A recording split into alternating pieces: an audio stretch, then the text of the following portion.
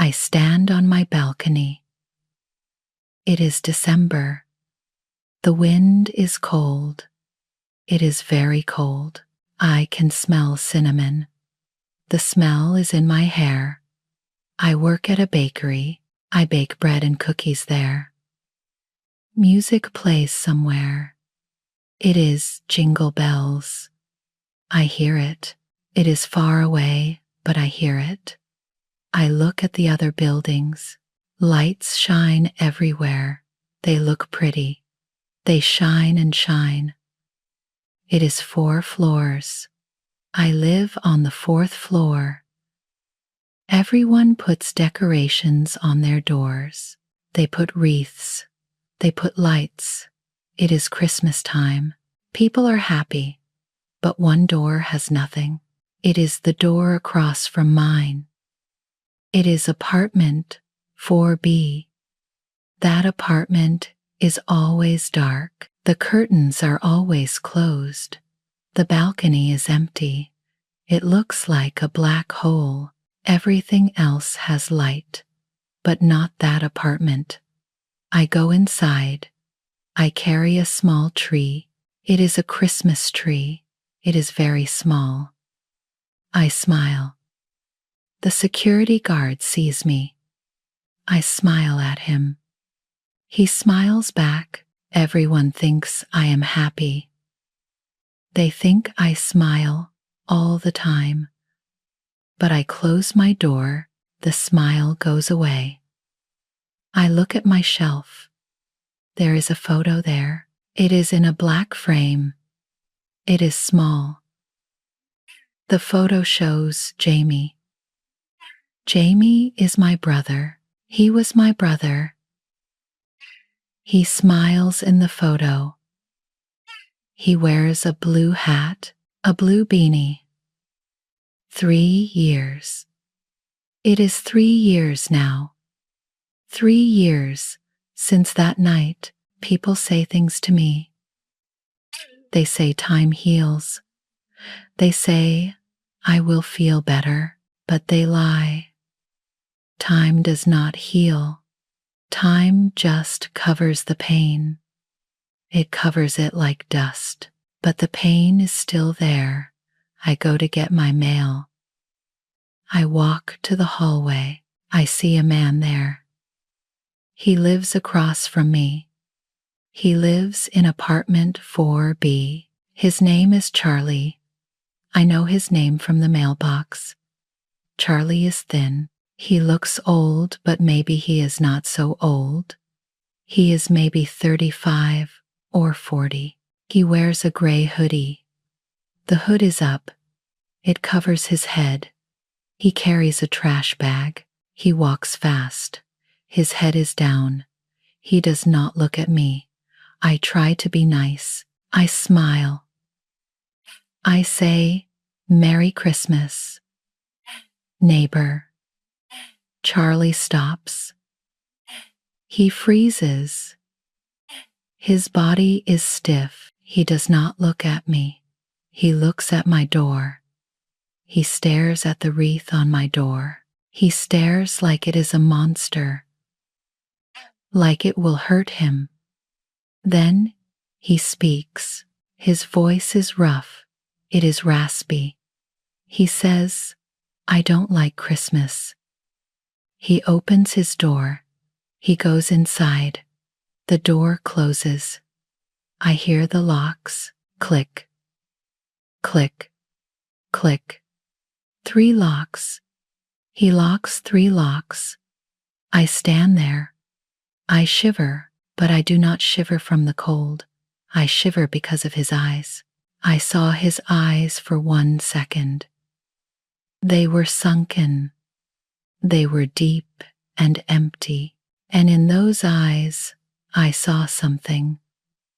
I saw terror, pure terror. I go back to my apartment. I close my door. I look at the photo of Jamie. Then I look out my window. I can see apartment 4B from here. It is dark. It is always dark. Who is that man? Why does he hate Christmas? Why does he lock 3 locks? Why did he look so afraid? I do not know, but I feel something. I feel that we are the same somehow. He is lonely. I can see it, and I am lonely too. I start to watch Charlie. I cannot help it. I look at his apartment at night. I see a blue light. It is his computer. The light shines through a crack. It is 3 in the morning. He works at night. He does not sleep. I never hear music from his apartment. I never hear a TV. It is always silent, always quiet. The church is near our building. The bells ring every day. They ring at noon. They ring at 6. When the bells ring, I look at his window. I see his shadow. He moves fast. He walks back and forth. He puts his hands on his ears, or he closes his windows. He closes them hard. He hates the bells. He hates the sounds. Christmas is coming. The sounds get louder. People sing. Cars play music. The church bells ring more. And Charlie closes his windows more and more. I bake cookies at home. They are ginger snap cookies. The smell is strong. The smell of ginger and sugar. It fills my apartment. It goes into the hallway too. I put the cookies in a box. I decide to bring some to Charlie. I do not know why. Maybe I am curious. But no, it is not that. I see his loneliness.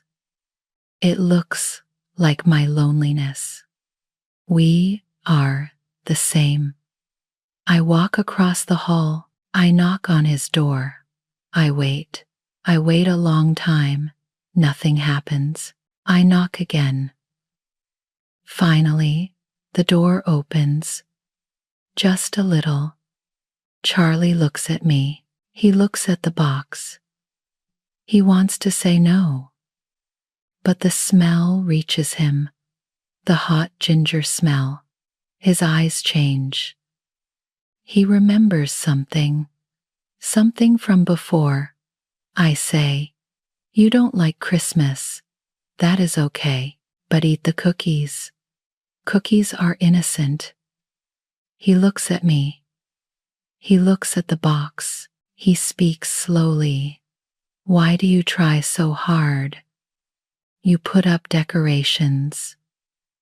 You bake. The world is not beautiful." I look at his eyes. I look straight at them. I say, "I try because I must. If I don't make light, darkness eats me." I know that feeling. The wind blows. It blows hard. My scarf moves. It is a blue scarf, blue wool. I fix it with my hand. Charlie stares at the scarf. His face changes. It goes white, very white. Like he sees a ghost. He says, "That blue color." I smile. But it is a sad smile. I say, "Nice, right?" My brother loved blue. He loved this color. He died 3 years ago. They shake hard. The box falls. It falls from his hands. It hits the floor. The cookies break. They break into pieces. Charlie does not say sorry. He does not speak. He just moves back. He moves away from me. Then he closes the door. He slams it. The sound is loud. I stand there alone. I look down. The cookies are on the floor. They are broken. Small pieces everywhere. Why did he do that? I go back to my apartment. I close my door. I sit down. I feel confused. I feel sad. but I do not know what happens in apartment 4B. I do not see it. Charlie is on the floor. He sits on the floor. His back is against the door. He holds his head with his hands. He breathes fast, very fast, like he cannot get air, like he is dying. 3 years. I said 3 years, and for Charlie, those words are like death. Those words kill him inside. One night it rains. It rains very hard. Then the lights go out. All the lights go out. The building is dark. Everything is dark. I am afraid of the dark. The dark makes me remember. I remember the hospital, the cold white halls, that night, the night Jamie died. I cannot stay in my room. I cannot breathe. I go to my balcony. I need air. I open the door.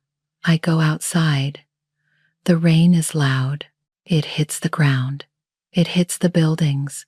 I can hear it, but I cannot see anything. Then I see something. A small light. It is across from me.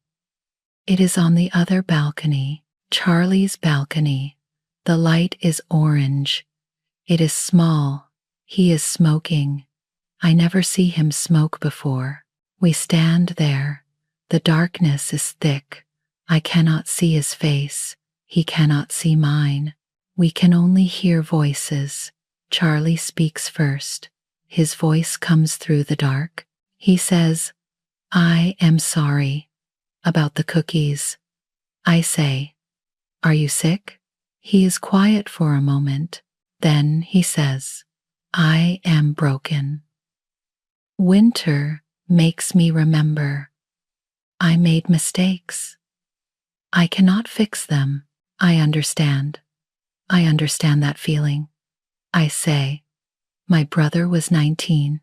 His name was Jamie. He went to buy gifts, Christmas gifts. It was the last day.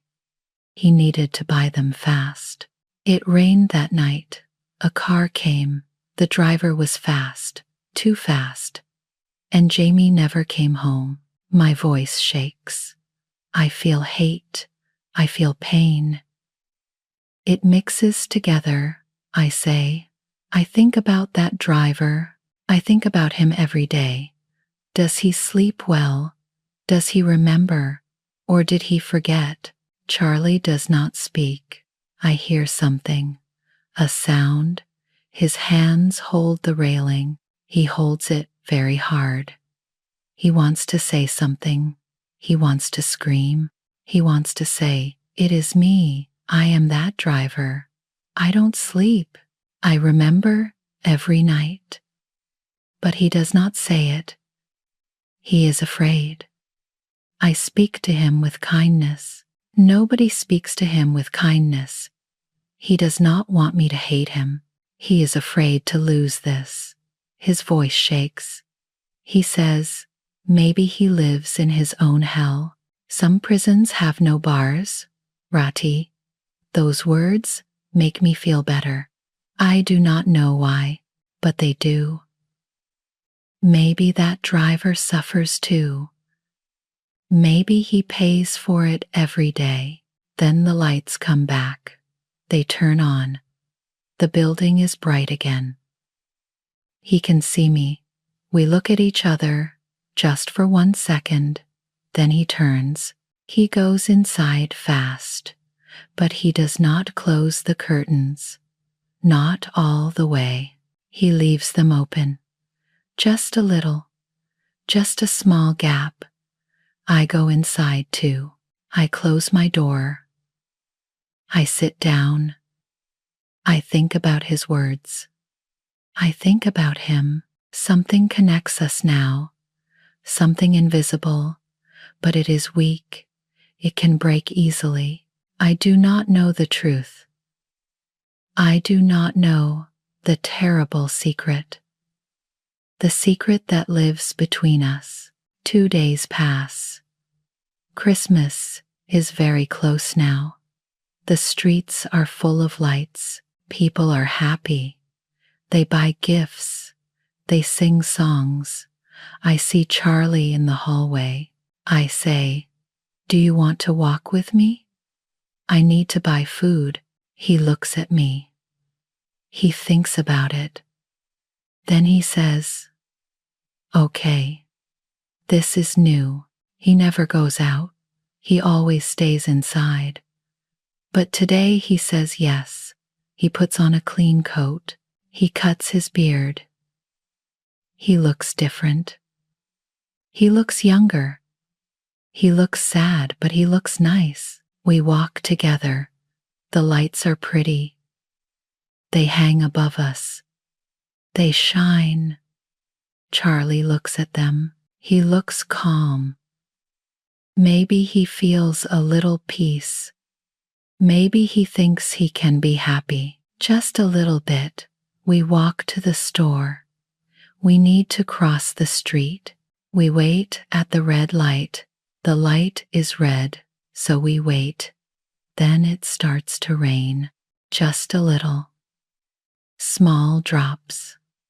The road gets wet. It shines.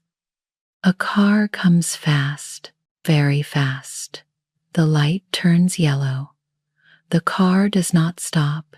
It goes through. Then it brakes. The brakes are loud, very loud. Charlie hears that sound. His body freezes. Then he holds his head. He holds it with both hands. He falls down. He falls right there on the street. People look at us. Charlie's eyes are open, but he does not see me. He does not see the street. He sees something else, something from before. He talks. His voice is strange. He says, "I am sorry. I did not see you. It was too dark. Please don't die, please. I am scared. I do not understand. Is he sick?" I pull him up. The taxi comes fast. We go to his apartment. It is closer. We go inside. Charlie shakes. His whole body shakes. I help him to the sofa. He lies down. I find some medicine. I give it to him. He takes it. Then he closes his eyes. He sleeps. He is very tired. I need water. I go to the kitchen. His apartment is messy. There are papers everywhere. There are old food boxes. It smells bad. I look for a glass. Then I see his desk. There is a yellow lamp on the desk. Under the lamp is a letter. The paper has writing on it. The writing is shaky. The pen pressed hard on the paper. I look at it. I should not, but I do. The letter says, "To the Miller family, my family. My name is Rati Miller. I read more." 1,095 days passed. I read more. I am Daniel Vance. People call me Charlie. I caused the accident.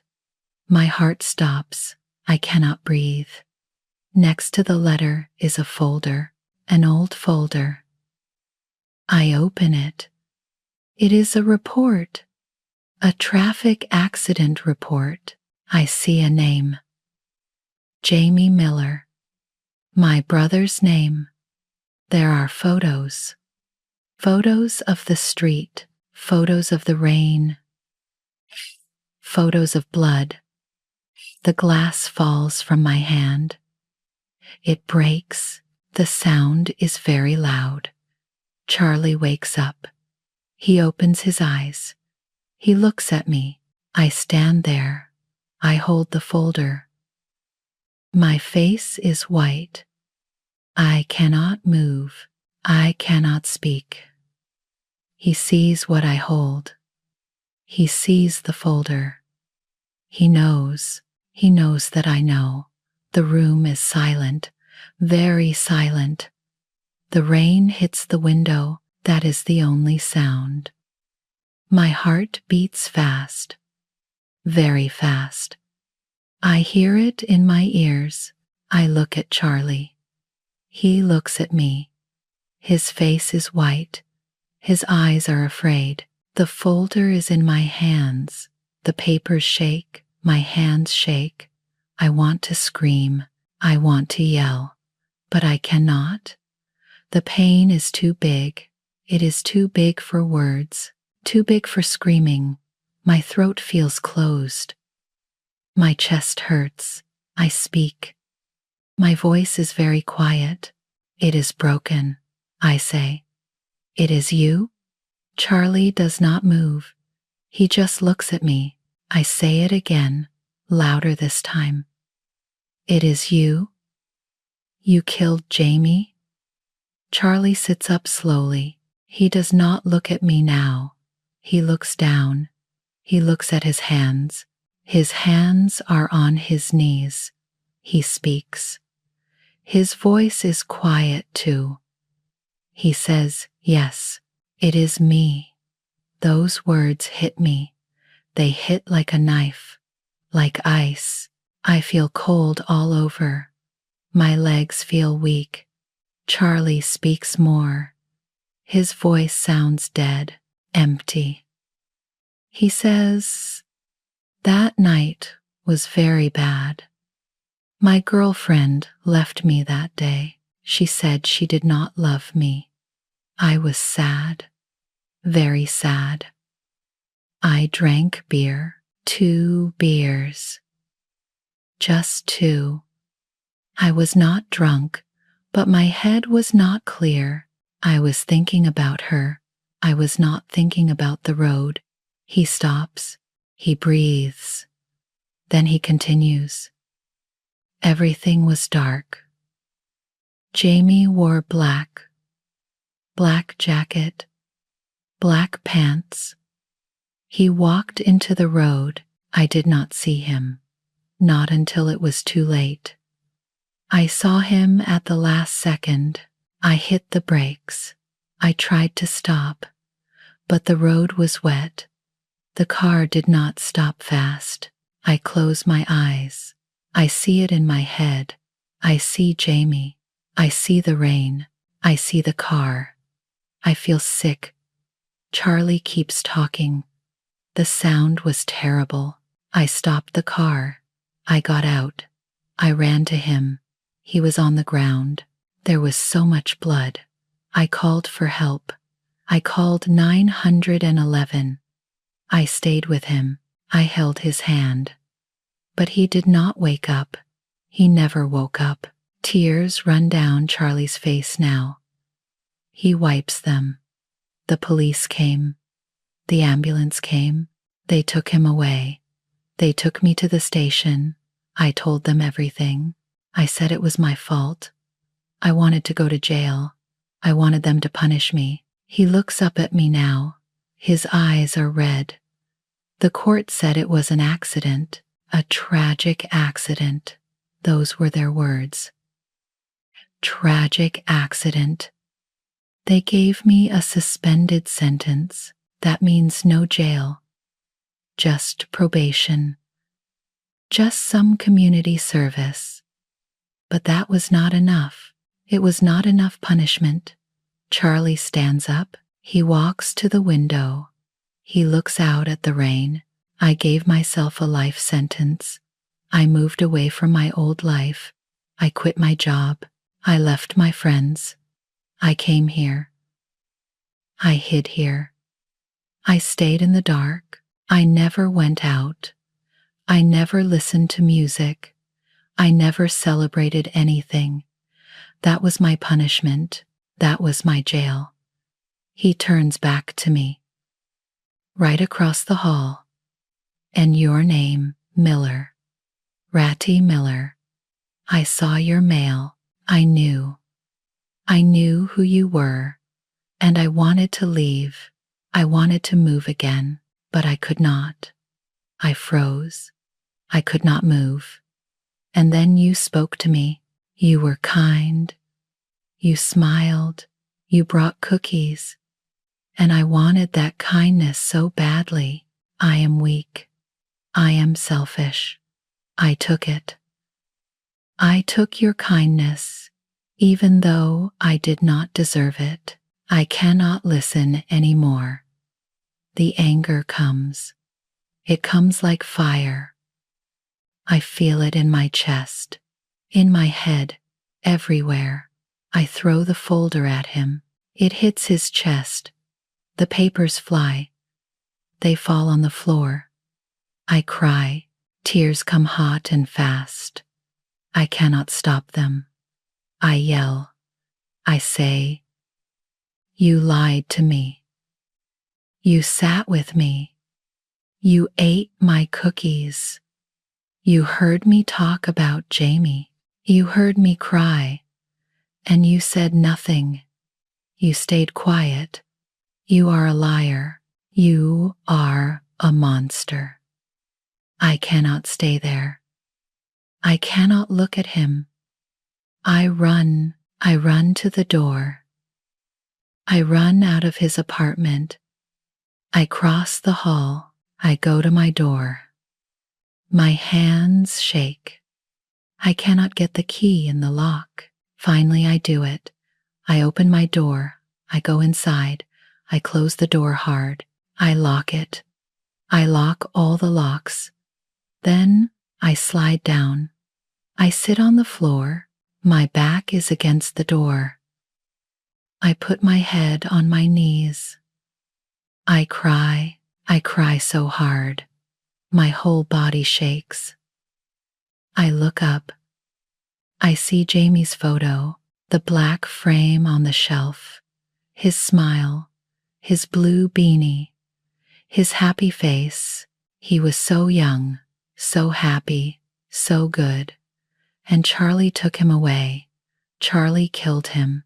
But Charlie also ate my cookies. He talked to me in the dark. He said kind words. And now I know. I know it was all a lie. That hurts. That hurts so much. It hurts more than losing Jamie. Because I trusted him. I felt connected to him. And he lied. I cry for a long time. The sky gets dark. Night comes. The rain stops. I do not move. I just sit there on the floor. Then I get up. I am tired. My eyes hurt. My head hurts. I go to my window. I look out. I look at apartment 4B. It is dark. Very dark. Like always. Then I see light. A small light. It moves. It is a shadow. Charlie's shadow. He moves around the room. He goes back and forth. He picks things up. He puts things down. I watch more carefully. He has a bag, a small suitcase. He puts clothes in it. He puts papers in it. He is packing. He is leaving. Of course he is leaving. He always runs away. That is what he does. He hides. He runs. I sit by the window. I watch his shadow. I think about my mother. My mother died 2 years ago. The pain of losing Jamie killed her heart. It broke her. Before she died, she held my hand. She said something important. She said, "Rati, my baby, do not carry hate. Hate is poison. You drink the poison, but you want another person to die. It does not work that way. The poison kills you, not them," she cried. She said, "Jamie was good. He was happy. He loved life. He loved you. He would not want people to suffer because of him. He would not want you to suffer. He would want you to be happy. You must live a good life, a happy life. Do it for Jamie. Do it for me." I remember those words now. I say them in my head, over and over. I look at Charlie's apartment again.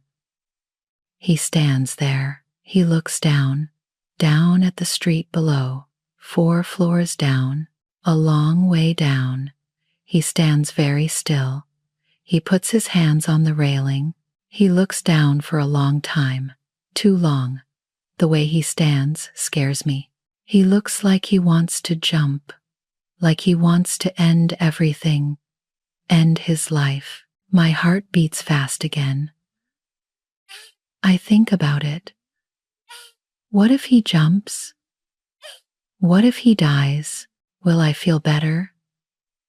Will the pain go away? No. I know the answer. The pain will not go away. It will get bigger. I will carry his death too. I will carry the weight of not stopping him. That will be my burden, my new pain. I stand up. I know what I must do. It is Christmas Eve. Snow falls from the sky. Small white flakes. They fall slowly. Everything looks white. I hear a sound. A door opens. It is Charlie's door. I look through my window. He comes out. He carries a suitcase. A small, black suitcase. He walks to the hallway. He stops. He puts something on his table, a key and a letter. I am already there. I stand in the hallway. I wear a red sweater. My eyes are red. I cried all night, but I stand there. I block his way. Charlie sees me. He stops. He looks down. He says, "Move aside. Ratty, I will go away. You will never see me again." I do not move. I have something in my hand, a small box. I give it to him. He looks at the box. He does not want to take it, but he does. He opens it. Inside is a cookie, a star cookie, like the ones he dropped before, but this one is not broken. It is whole. His hands shake. He looks at me. He does not understand. I speak. My voice is rough, but it is strong. I say, "I cannot forgive you now. The pain is still here." I look at you and I see Jamie. I remember everything. Charlie's face falls. He says, "Then why stop me?